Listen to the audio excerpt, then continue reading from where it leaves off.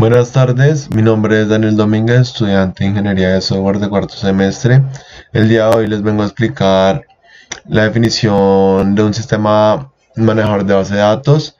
Eh, es un Database Management System, a veces llamado simplemente gestores de bases de datos. Son programas que nos permiten acceder a la base de datos en la que estamos trabajando.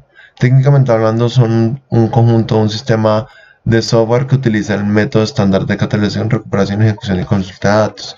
Bueno, el DBMS nos sirve para inserción, consulta, actualización y borrado de los diferentes datos. Los procedimientos almacenados o Stored Procedures en inglés, por siglas en inglés, son segmentos de sentencias SQL guardadas físicamente en la base de datos. Las ventajas de esto es que se ejecutan directamente desde el motor de la base de datos, lo que traduce en mayor eficiencia y rendimiento en la base de datos.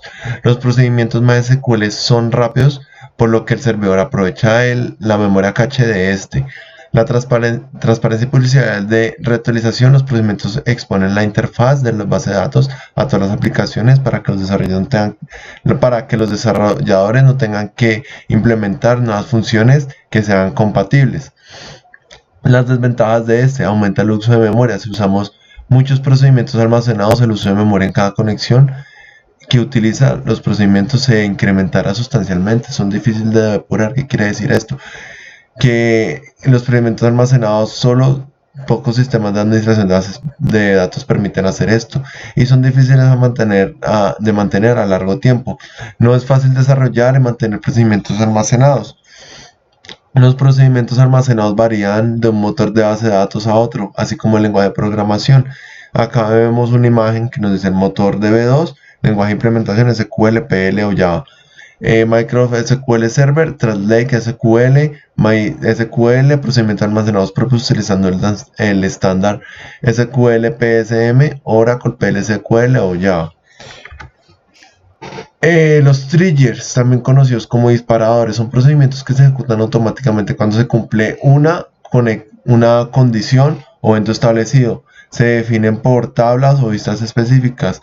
La diferencia entre un trigger y un procedimiento almacenado normal es que no pueden ser invocados directamente, ya que se ejecutarán dependiendo del evento definido o de la condición que le permite la ejecución automática.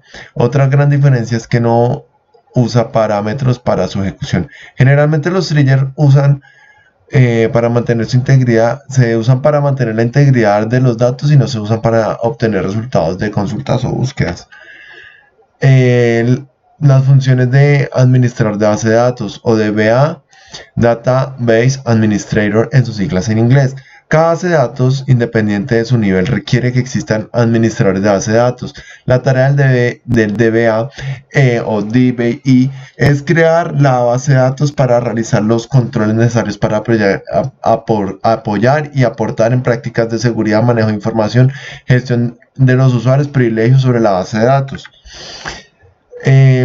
A continuación veremos las diferentes tareas de un DBA. Administrar el sistema manejador de base de datos, administrar la estructura de la base de datos, gestionar o monitorizar la actividad de la base de datos, establecer el diccionario de la base de datos y asegurar la confiabilidad de la base de datos.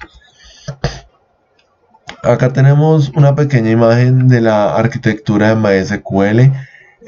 Tenemos en el primer lado los clientes, de segundo los conectores como .NET, OCB, PHP.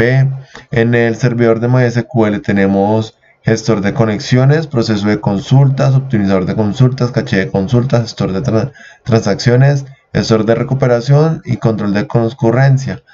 Y tenemos los motores de almacenamiento, InnoDB, ISAM, Memory, etc. Bueno, la configuración de un servidor, pues en Windows la ejecuta el asistente de configuración de Windows. Al realizar el procedimiento de manera, se crea un fichero my.ini, el cual responde a la configuración realizada por este. Normalmente este archivo no se modifica, aunque es conveniente saber para qué es y cuándo se debe modificar. Solo en caso de optimizar el rendimiento de nuestro servidor, necesitaremos trabajar con este archivo. Para inicializar el servidor en consola de Windows, el .cmd, escribimos mysqld.exe y ahí abrirá la configuración detallada para los usuarios expertos y otra estándar para uno no tan experto. Las variables del sistema. Acá con el comando show variables podemos ver las variables del sistema. Acá tenemos en la imagen un breve ejemplo en el cual nos dice el nombre de la variable y pues cuánto vale o la ruta de acceso a esa variable. La estructura de diccionario de datos. Los metadatos son relevantes. Nos ayudan a saber el nombre de bases de datos, de tablas, de tipos de datos, de columnas, los permisos de acceso, entre otra información. El diccionario de datos es un componente muy importante para el administrador de base de datos, ya que contiene los metadatos, objetos de las bases de datos alojados en el servidor. Otros términos como diccionario de datos o catálogo de sistemas nos pueden servir también para la estructura de diccionario de datos. No siendo más, creo que ese ha sido todo mi tema. Muchas gracias. Yo fui Daniel Domínguez. Hasta la próxima.